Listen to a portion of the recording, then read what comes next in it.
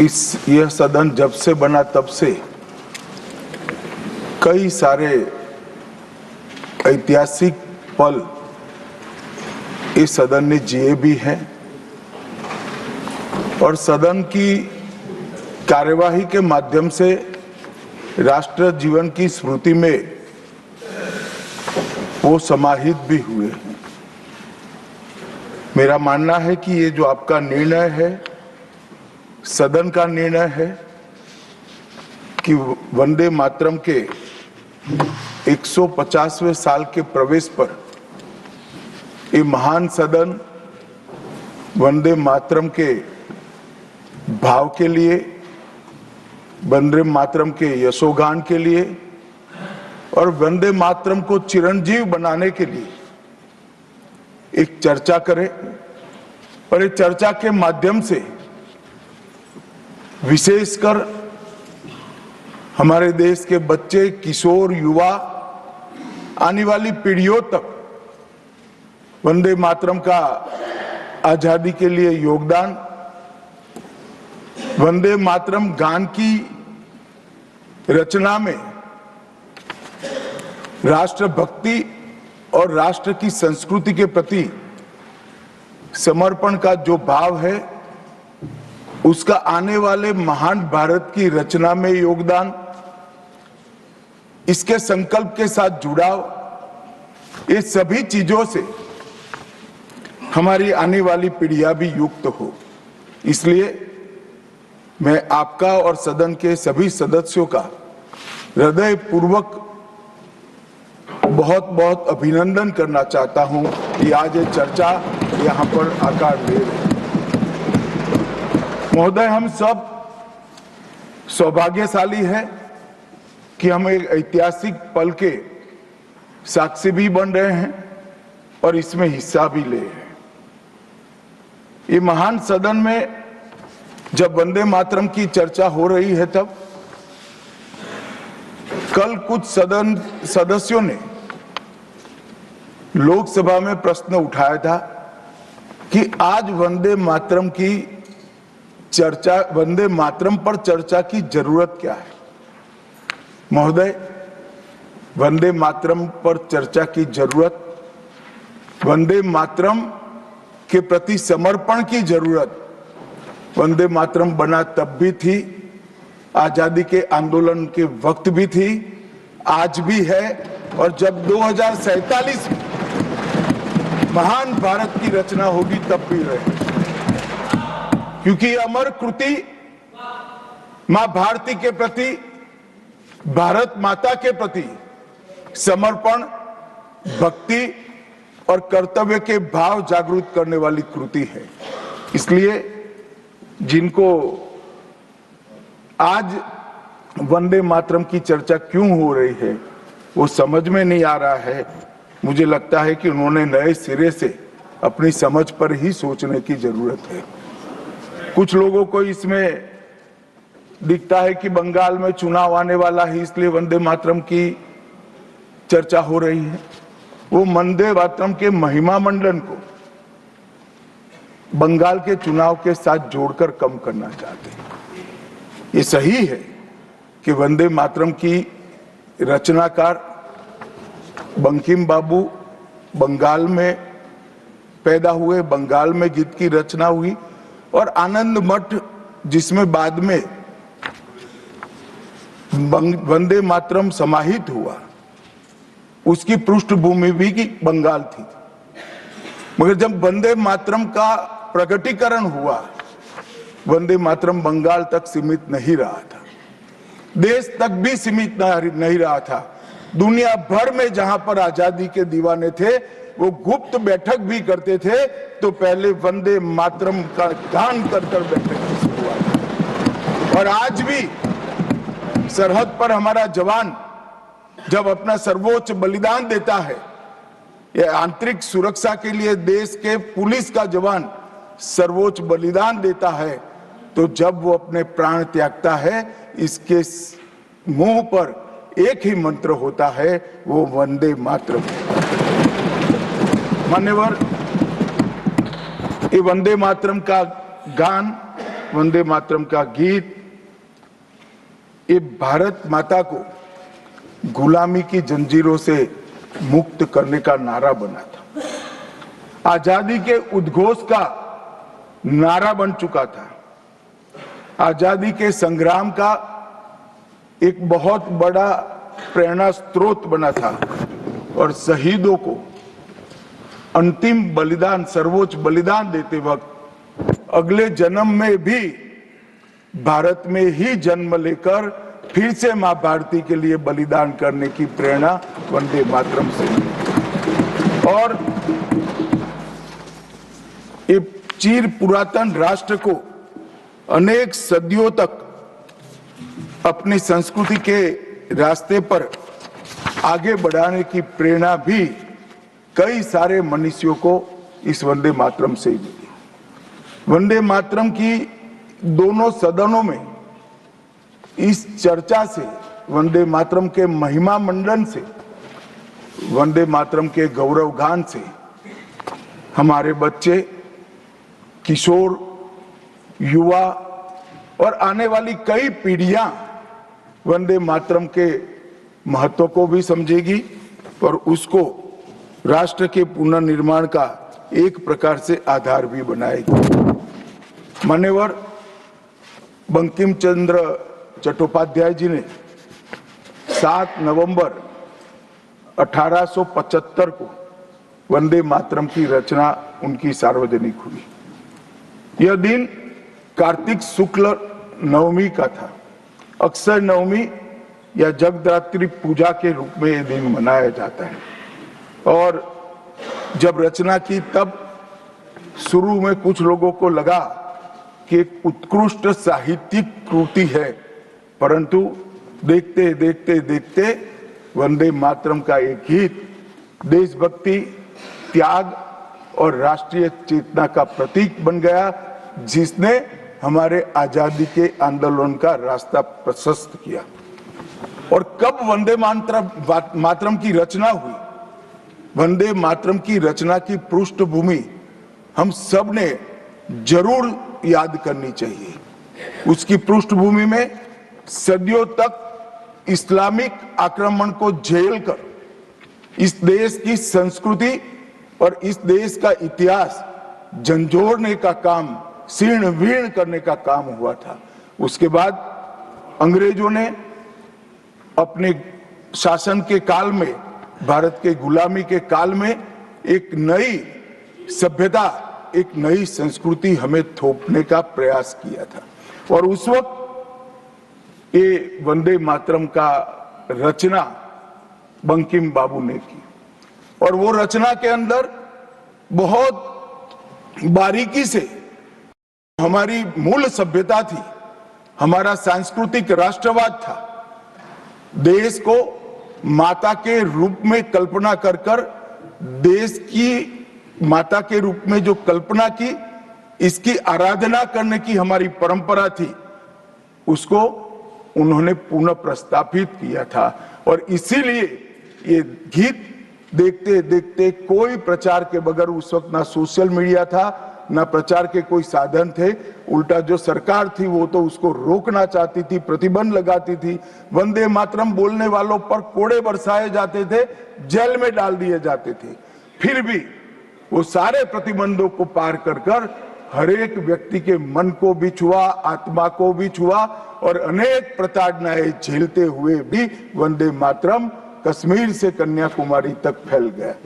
मान्यवर, ये एक प्रकार से भारत के संस्कृति के प्रति श्रद्धा रखने वाले सभी लोगों का पुनः जागरण का मंत्र बन गया। गुलामी के कालखंड में कई मंदिर, विश्वविद्यालय, कला केंद्र, हमारी कृषि व्यवस्था है, हमारी शिक्षा व्यवस्था, कई सारी लाइब्रेरी अस्त व्यस्त हो गई, तोड़ दी गई, शीर्ण वीर्ण कर दी गई, मगर हमारी संस्कृति, उसके भाव को हमारे जनमानस से कोई नहीं मिला।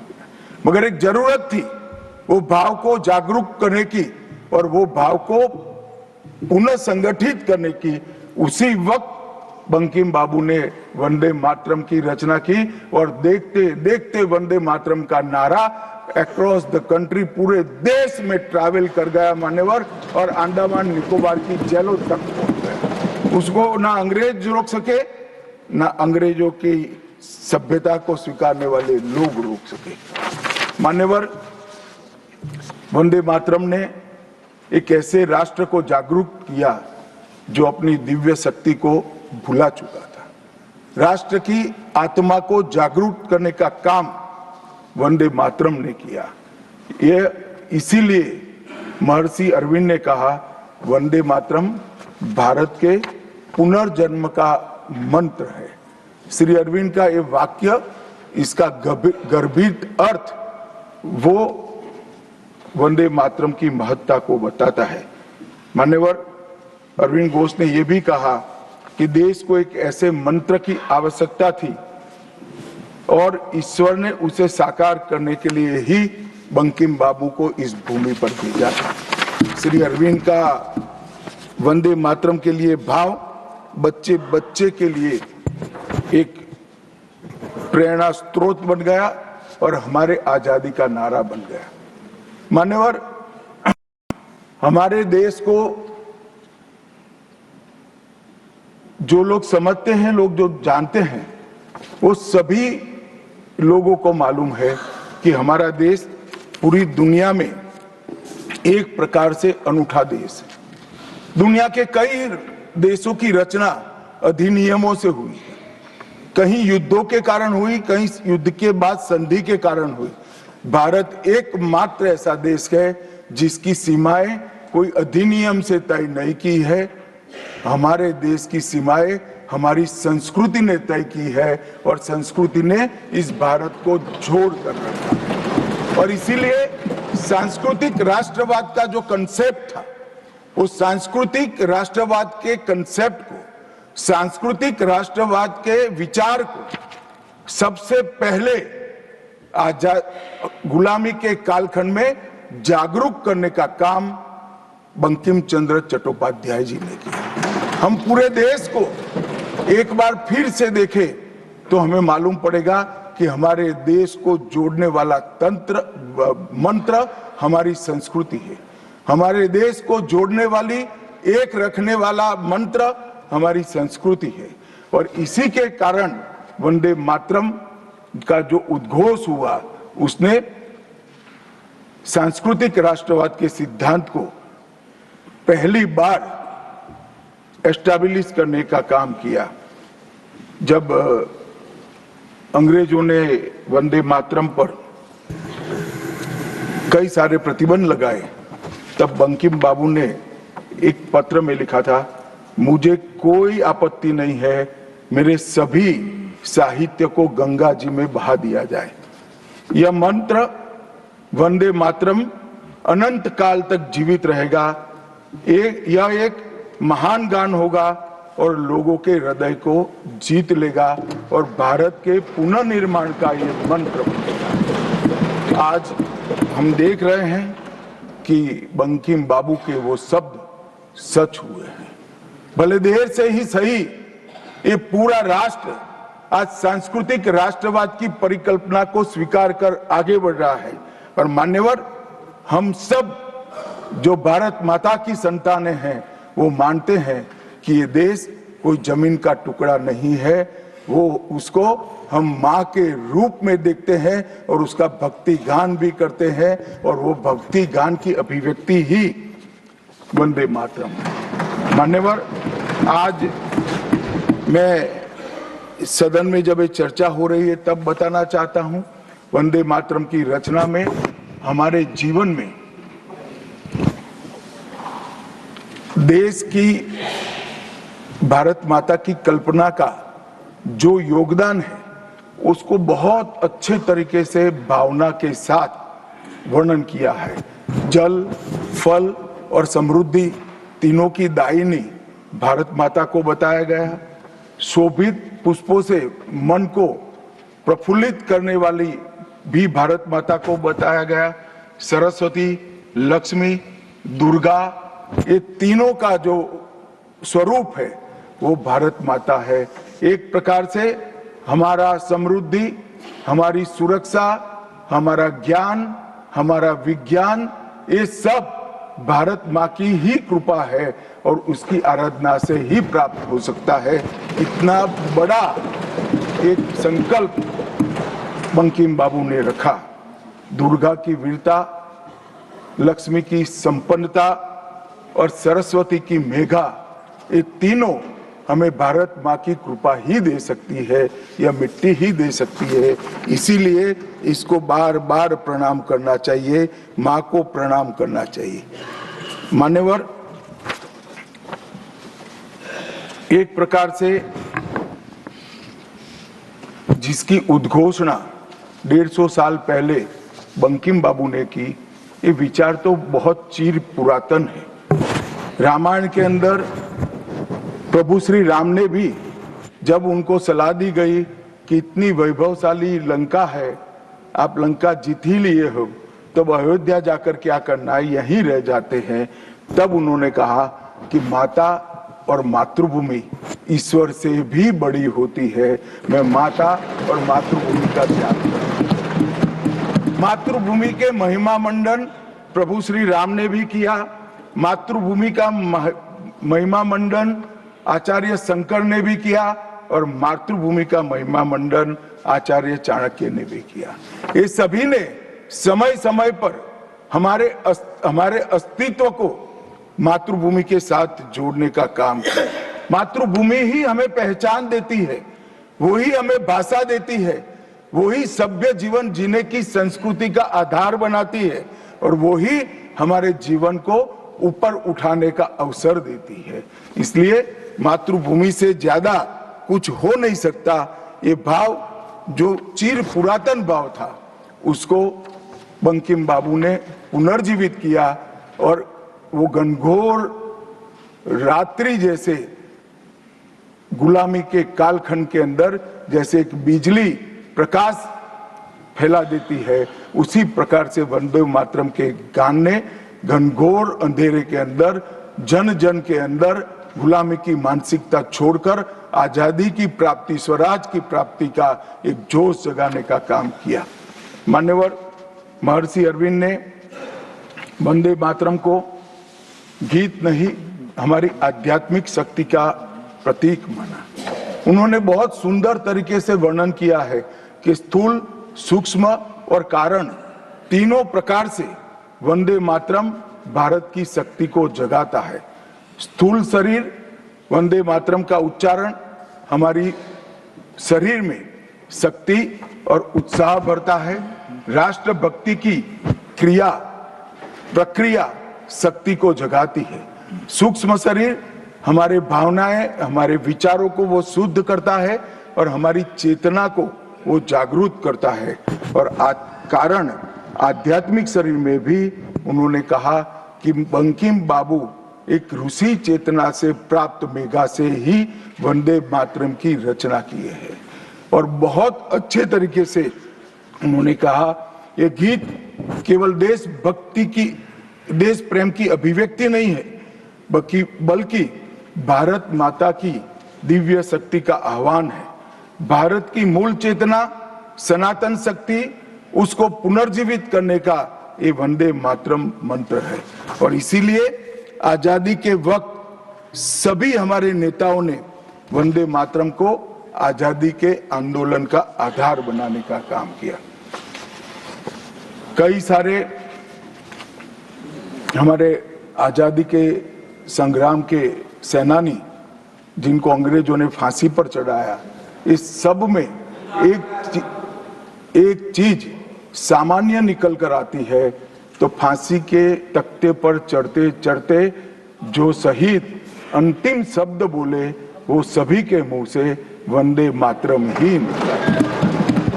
स्वदेशी का आह्वान करना हो, विदेशी माल का बहिष्कार करना हो, राष्ट्रीय शिक्षा का आह्वान जगाना हो, हर वक्त राष्ट्रभक्ति जगाते वक्त वंदे मातरम का उद्घोष इस देश ने सुना भी, इस देश ने महसूस भी किया।